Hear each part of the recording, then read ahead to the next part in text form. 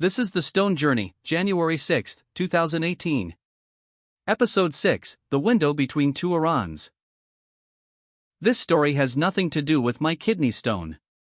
But while telling these memories, I remembered something from my mandatory military service in Tehran. I was in my early 20s, working in the Army's training department at a time when Windows was beginning to replace DOS in Iranian offices.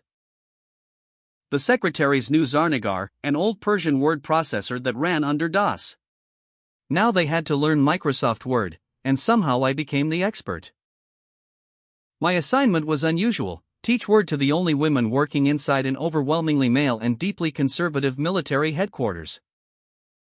Their typing room sat behind a maze of corridors. Officially, everyone there was called brother or sister, religious workplace titles, not family relationships. A male liaison passed documents through a tiny window. Before opening it, he knocked and waited while the women put on black chatters over their regular clothes.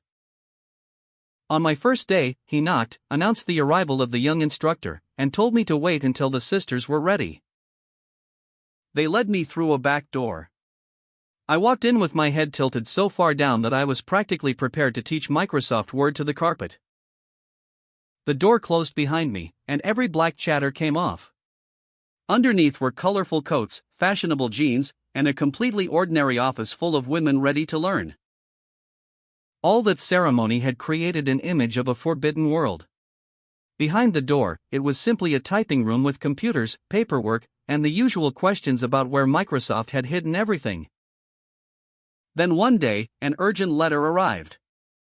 The liaison forgot to knock and suddenly opened the little window. For one frozen second, everyone stared at everyone. Then the women lunged for their chatters as if the tiny window had triggered a national emergency. When I came out, the liaison looked at me suspiciously. "Either your self-control is very strong," he said, "or ours is very weak. Why do they not wear chatters around you?" "Maybe both answers are correct," I told him. That little window separated official Iran from ordinary life, and apparently I had been granted a temporary visa to cross it.